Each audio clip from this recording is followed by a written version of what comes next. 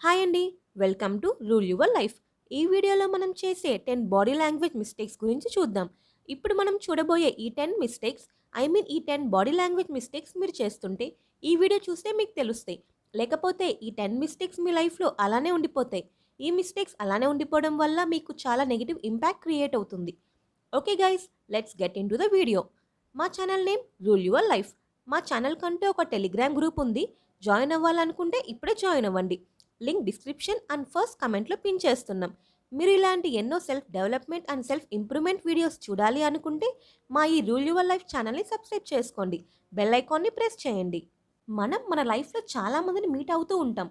Job ఇంటర్వ్యూస్లో are మనం ఎవరితో అయినా కాన్వర్సేషన్ బిల్డ్ చేయాలనుకున్నప్పుడు, మీ ఫ్రెండ్స్తో ఆర్ న్యూ పీపుల్తో మాట్లాడుతున్నప్పుడు, మీరు ఎవరితో అయితే మాట్లాడుతున్నారో వాళ్ళ దగ్గర మీ బాడీ లాంగ్వేజ్ అనేది మిమ్మల్ని చాలా అంటే చాలా హైలైట్ చేస్తుంది. ఒక థియరీ ఏం చెప్తుందంటే, మీతో మాట్లాడకుండా ఉండటానికి 58% మీ బాడీ లాంగ్వేజే కారణమంట.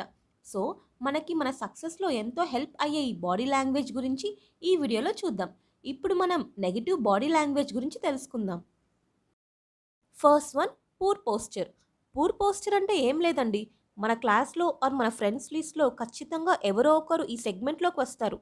కొంచెం గూని ఉన్నట్టు నుంచోవడం, నడవడం, స్ట్రైట్గా నడవకుండా ఉండడం, కొంచెం వంగినట్టు నడవడం. ఇప్పుడు మీరు చూస్తున్న ఈ ఫోటోలో ఉన్నట్టు స్ట్రైట్గా నుంచోకుండా కొంచెం బెండ్ అయినట్టు నుంచోవడం, అలా బెండ్ అయినట్టు నడవడం, దీన్నే పూర్ పోస్చర్ అంటారు. అంటే సరిగ్గా నుంచోకపోవడం, సరిగ్గా నడవలేకపోవడం. ఇలా గూని వచ్చినట్టు ఉంటే మీ ఇమేజ్ అంటే మీ పైన ఒపీనియన్ రాంగ్ అయ్యే ఛాన్స్ ఉంటుంది. రాంగ్ అంటే ఏం లేదు, మీ కాన్ఫిడెన్స్ లెవెల్స్ లేవు అని అర్థం చేసుకునే ఛాన్స్ చాలా ఉండొచ్చు. ఇలాంటి పోస్టర్తో మీరు ఇంటర్వ్యూకి వెళ్ళినా ఆర్ ఇంపార్టెంట్ పర్సన్స్తో మాట్లాడినా స్టార్టింగ్లోనే వాళ్ళకి మీ పైన బ్యాడ్ ఇంప్రెషన్ అనేది క్రియేట్ అవుతుంది. మీరు చెప్పేది ఆర్ మాట్లాడుతున్నది ఎంత కరెక్ట్ అయినా కూడా ఇలాంటి బాడీ లాంగ్వేజ్ వల్ల మీ ఇమేజ్ తగ్గిపోయే ఛాన్స్ ఉంటుంది. ఈ వీడియో చూసిన తర్వాత మీరు కూడా ఇలాంటి పోస్చర్లో కాకుండా నేరుగా, బ్రిస్క్గా, కాన్ఫిడెంట్గా ట్రై చేయండి. మీ ఇమేజ్ డ్యామేజ్ అయ్యే సిచ్యువేషన్లోకి మీరు వెళ్ళకండి. అలాంటి సిచ్యువేషన్ నుంచి మిమ్మల్ని మీరు సేవ్ చేసుకోవడానికే ఇప్పుడు మీకోసం ఈ video. Number 2, poor leg and feet position. మీరు ఈ ఫోటోలో ఉన్న పొజిషన్స్లో కూర్చునే వాళ్ళైతే ఈ వీడియోని కొంచెం కేర్ఫుల్గా చూడండి. ఇక్కడ మేము చాలామంది మ్యాక్సిమం యూస్ చేసే 5 పొజిషన్స్ని యూస్ చేసాం. నెంబర్ ఏ, బి, సి, డి, ఈ. ఏలో చూస్తే లెగ్స్ అనేవి విడదీసి కూర్చున్నట్టు ఉంది. దాని మీనింగ్ ఇన్సెక్యూర్గా ఫీల్ అవుతున్నట్టు అండ్ మీరు ఎక్కువగా భయపడుతూ ఉన్నట్టు అని తెలుస్తుంది. ఇంకా బిలో చూస్తే కాలు పైన కాలు వేసుకొని లేడీస్ అండ్ జెంట్స్ కూర్చునే పొజిషన్. నెక్స్ట్ సిలో చూస్తే కాలు దూరంగా పెట్టినట్టు ఉండే పొజిషన్. ఇలా కూర్చుంటే పెద్దగా ఇంట్రెస్ట్ లేదు, బోర్డ్ అని తెలుస్తుంది. డీలో చూస్తే 2 లెగ్స్ స్ట్రైట్గా పెట్టి కరెక్ట్ పొజిషన్లో కూర్చున్నట్టు ఉంది. ఇంకా ఈలో చూస్తే 2 లెగ్స్ని ఏదో ఒక సైడ్లో పెట్టి కూర్చున్నట్టు ఉంది. మనం మ్యాక్సిమం ఈ పొజిషన్స్లో కూర్చునే వాళ్ళని చూస్తుంటాం. ఇప్పుడు ఈ 5 పొజిషన్స్లో కరెక్ట్ పొజిషన్ ఏంటో మీకు తెలుసా? మనం ఏదన్నా ఇంటర్వ్యూకి వెళ్ళినా, ఎవరినైనా ఇంపార్టెంట్ పర్సన్స్ని కలిసినా, ఎవరినైనా న్యూ పర్సన్స్తో కూర్చొని మాట్లాడుతున్నా కూడా ఈ 5లో ఏ పొజిషన్లో కూర్చోవాలో మీకు తెలుసా? 2 లెగ్స్ స్ట్రైట్గా పెట్టుకొని కూర్చొని మాట్లాడడం చాలా కరెక్ట్. వెస్టర్న్ కల్చర్ని ఫాలో అవ్వడం తప్పు కాదు.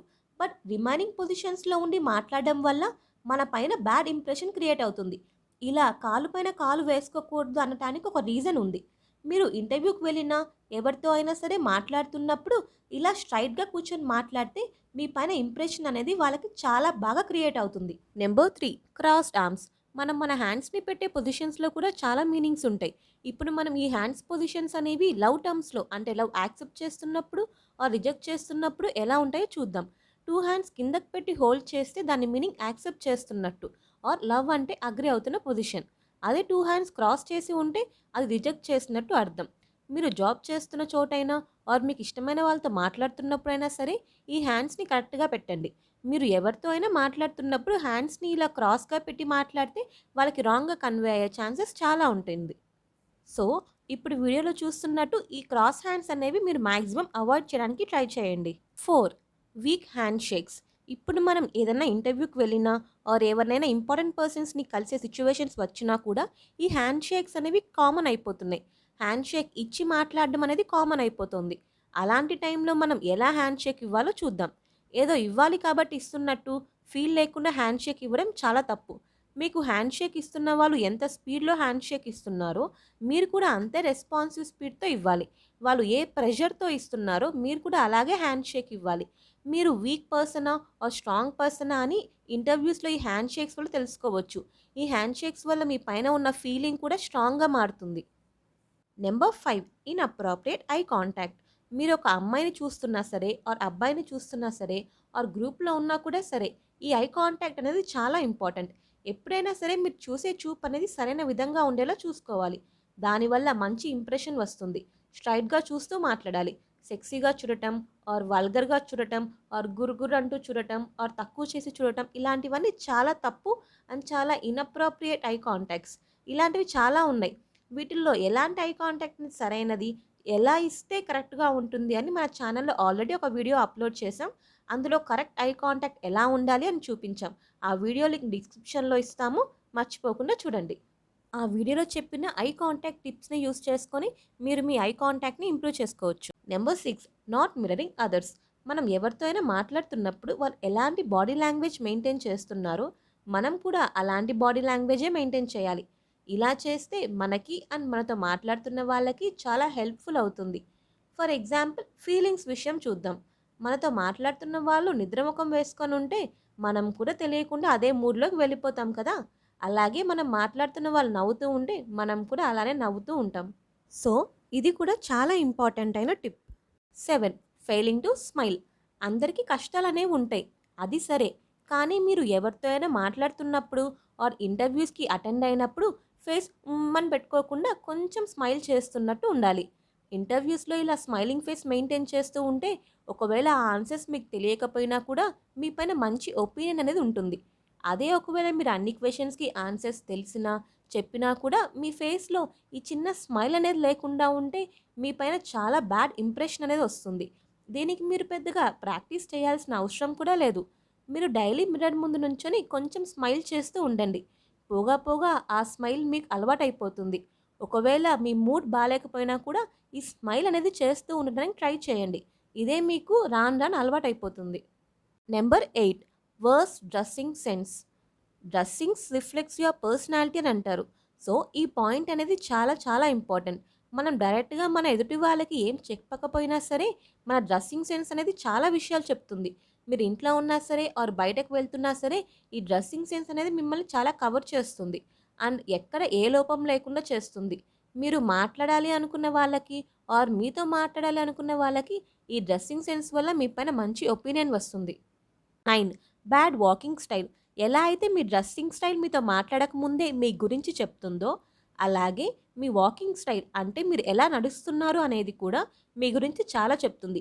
లేడీస్ అయినా సరే, జెంట్స్ అయినా సరే, ఎవరైనా సరే నడిచేటప్పుడు స్ట్రెయిట్‌గా ఒక వాకింగ్ స్పీడ్ అనేది మెయింటైన్ చేయాలి. ఫాస్ట్‌గా నడవకూడదు. అలా అని నత్తలాగా స్లోగా కూడా నడవకూడదు.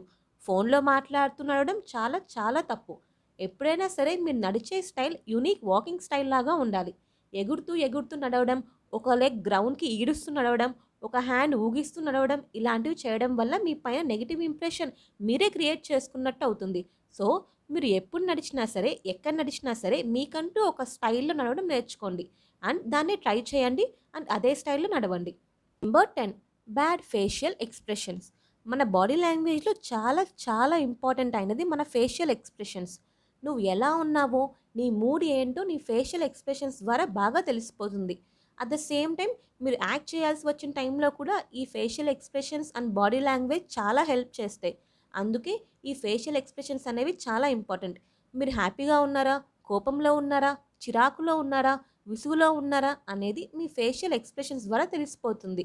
ఫర్ ఎగ్జాంపుల్ ఇప్పుడు మీరు ఒక ఇంటర్వ్యూకి వెళ్లారు.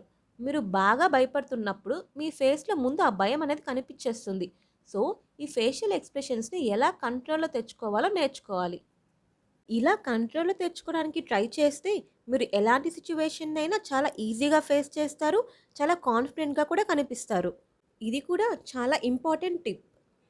ఓకే గైస్, ఈ వీడియోలో చూపించిన 10 బ్యాడ్ బాడీ లాంగ్వేజ్ మిస్టేక్స్ని గుడ్ బాడీ లాంగ్వేజ్గా కన్వర్ట్ చేసుకుంటే మీ పర్సనాలిటీ అనేది చాలా ఫాస్ట్గా ఇంప్రూవ్ అవుతుంది. మంచి ఇంప్రెషన్స్ కూడా వస్తాయి. ఈ వీడియో నచ్చితే ఇలాంటి మరిన్ని వీడియోస్ కోసం మా రూల్ యువర్ లైఫ్ ఛానల్ని సబ్స్క్రైబ్ చేసుకోండి. ఇలాంటి ఇంకేమైనా వీడియోస్ కోసం కమెంట్ చేయండి. టెలిగ్రామ్ గ్రూప్లో కూడా జాయిన్ అవ్వండి. Thank you.